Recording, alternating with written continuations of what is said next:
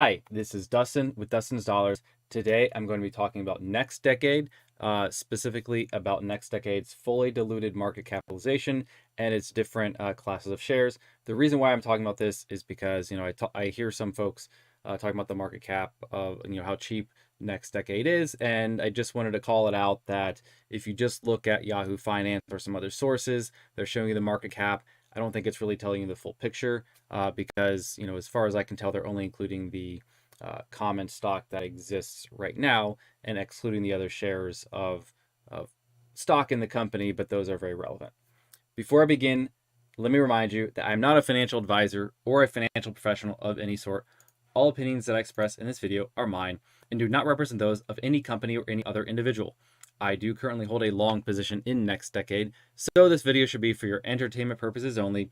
Because I could be wrong about everything I say in this video, you need to do your own research before making any investment decisions. So, let me also just say up front, if you're just here for the bottom line, that's all you care about is the market cap and the share count. I think fully diluted, as it stands right now, it's roughly 170 million shares, which would put the current market cap somewhere between 1.4 billion and 1.5 billion at the current price. So that's all you wanted. That's the number that I came up with. The rest of this video is going to be talking in a little more detail on how I got there. So starting this out, as I said, Yahoo Finance and many other places show the market cap of just over $1 billion. You can do this math. You do 1.078 billion divided by the $8.38, and they're coming up with about 128 million shares. Maybe they're actually using 845, but that's roughly what I'm assuming. I guess if I use the 845, it probably gets me even closer to the number 127.6 million shares, which lines up with exactly, or not quite exactly, but pretty dang close to what was most recently reported of 127.3 million shares of common stock outstanding. And this is from their most recent report, from the Q2 report. So that makes sense. However, what they are missing, and this is what I want to talk about today, is all of the convertible stock. And you look at this and you say, 78,000 shares, 74,000 shares, 56,000 shares, essentially, does that really matter? Well, I mean, the answer is yes. And so there are three classes of convertible preferred stock. There's the A, B, and the C. I didn't read through all of them. I only read through the details for the Series A, but I think they're all pretty similar. Maybe I should, but at least for the Series A, there are just a couple things about it. There are some anti-dilution provisions in it. That effectively, as more common stock is issued, then the amount of shares that preferred stock can convert into actually increases, right? The conversion price that they use to calculate it decreases, meaning we'll convert into more shares of common stock when it is converted. And these preferred stock, I think all of the share classes again, accrue dividends at 12%, and historically this has been paid in kind, meaning there have been more and more shares that have been issued, more with this preferred stock that's been issued over time because of those 12% dividends, essentially, that have been paid in kind. And then one interesting or one useful thing to know is that this is not just sort of theoretical dilution that's going to happen at some point in the future. These will, I believe, auto convert 10 days after declaring FID. And I think I could find, I'm not sure if this is in the quarterly report or in only in like the annual report. 10 days. Let's see if I can find that in here. 10 FID, maybe. Yeah, so here you go. The company must convert all of the convertible preferred stock into shares of company common stock at the applicable conversion price on the earlier of, and this is the condition I'm talking about here, 10 business days following an FID event, right? And that's defined in the actual the definition, all the legalese for the preferred stock, or if it's been 10 years since they issued the convertible stock, which hopefully they declare FID before 10 years after having issued that convertible stock. I think maybe the earliest of this might have been issued in 2016 or something. I guess I could check and see. I don't know if this is the actual document for the Series A. Classes, there's not a date on here. 2018, at least that says 2018. So yeah, 2028. Hopefully they declare FID before 2028. But just again, going through this, these shares will convert roughly 10 days after FID, 10 business days. So that is sort of the broad strokes. But how does this conversion work, right? And how the conversion works is these each of these shares effectively has I have it here, their Series A issue price, and the issue price for each of these, I believe, is the same, and that's $1,000. And then they convert at a particular conversion price. The Series A shares, because this is a document I have open, originally converted at $7.50, meaning, if you pull out your calculator, $1,000 divided by 750, meaning each share of the Series A preferred stock would have converted into 133.3 shares of common stock. This conversion price has actually gone down over time because of additional common stock that has been issued since these original preferred shares were issued. And so if you go in through here, they should have the conversion prices listed somewhere. Here you go. It's right here. Again, this is as of June 30th, 2022 from their Q2 report. The conversion prices for the A, B, and C stock were 614, 619, and 327.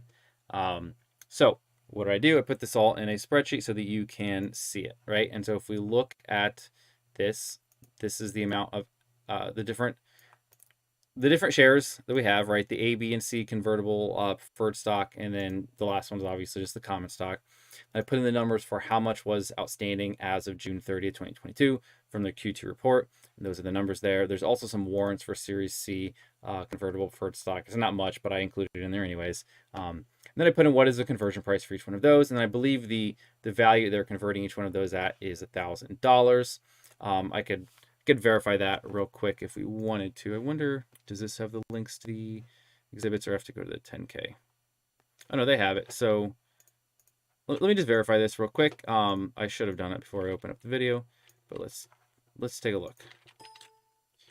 Series B issue price, $1,000, and Series C issue price, also $1,000. So yes, as I was pretty sure I've read that in the past. I'm glad that I verified it here just to make sure. But there you go. So now you know. You don't have to necessarily take my word for it. You saw it there in the SEC filings, and so now this is just dividing 1,000 by the conversion price, and so this tells you how many shares of common stock you're going to get per share of the preferred stock. And so you take that and then you multiply by how many shares there were for each class, and you get to this number here, right? And so you add each of these up, and you're looking at what? 12 plus 12, 24 plus the 17 is, what's that? 31 plus change. You call it 32. So 32 million additional shares roughly from the preferred stock, right? And so this is, it doesn't double the an amount of shares of the company, but it is substantial, right? This is, again, like roughly a 30 or 40% increase in the amount of shares that we're talking about. And so that's not something that should be ignored, right? When trying to value the company, and you're comparing that against the market cap. This is relevant information for you to take into account. So just want to call this out, that there are roughly, you add all of those up, and there are just shy of 170 million shares there. And again, at the current share price, closing share price of $8.38, that's about $1.42 billion in market cap, not the 1.078 that they list here on Yahoo Finance and in other places online. One other thing to call out, this is in there. You look at the proxy filings for the company. I don't think that I have the window up anymore. I apologize for that. I did, but here we go. Close, reopen now. So there are an additional roughly 7 million shares that are contingent upon FID, or contingent upon, I think the other condition that some of these have are contingent upon actual trading price of the stock. And these are shares that will be issued in the future.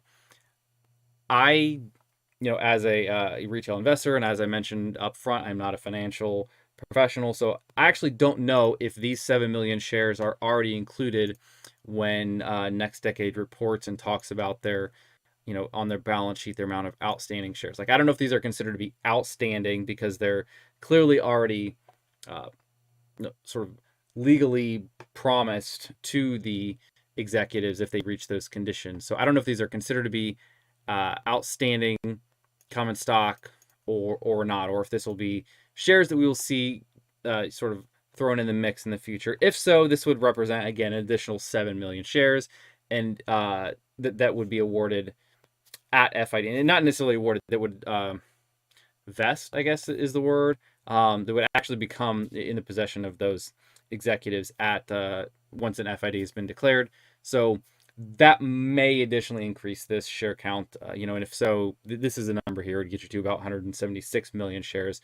Again, I'm not sure if those 7 million are already included in this, 127 million of the outstanding shares that they currently report or not. So maybe either way, take that for what it's worth. Graphically, what does this look like? It's right here. I put it in a pie chart so you can just quickly see that most of the stock again is the common stock that's already issued, but there are a good chunk that is represented by those different shares of the preferred stock. One other thing I did just for fun, if you saw their most recent investor presentation, this is the most salient slide I would say as an investor to look at. They have this estimate of what do they think their distributions are going to be from Rio Grande LNG to the actual company, and here's the number that everybody's looking at right now, and this would be for a 3-train Rio Grande LNG facility. And again, actually, if you look through the presentation, you'll see that they sort of took off their presentation of the 2-train FID as an option, which gives a pretty clear indicator that the company is shooting for 3 trains. Clearly they're not there yet, and that's not really the focus of today's video. But if they do achieve that 3-train FID, these are the numbers they're projecting: $400 million to $550 million, being sent back to Next. And if you read the fine print, it's probably too small to see on the video, but I'll read it. This is the estimated annual pre-tax distributions to Next. Again, this is for the first 10 years of Rio Grande, and calculated as projected cash flow from operations minus estimated project financing costs, right? So they are already, I'm taking that to mean that they're already taking out interest payments from there. The one bit that I would additionally take out, because it's pre-tax, is the actual tax. And so if you're looking at, you're going to have to exclude the depreciation from those distributions, I think, before you talk about paying tax, unless I'm wrong. So I think you get to deduct the depreciation, which would mean you pay your 21% tax on top of that, and you're paying, by my numbers here, roughly 24 million to 56 million, which, after those taxes give you somewhere between 375 million to 500 million dollars in, I guess you'd call it distributable cash flow. And so I think, looking at the actual number of shares that we had, that 169 million shares, roughly, just shy of 170 million, that would get us to, between, let's call it $2 to $3 of cash flow per share at full operations of a 3-train Rio Grande facility. So just thought that was so that's the natural thing I think that most folks are going to do once they do actually come up with the number of shares. They're going to talk about that. So all right, that was everything I had to go through today. I don't need to make this take any longer than it needs to. See if there's anything on the chat.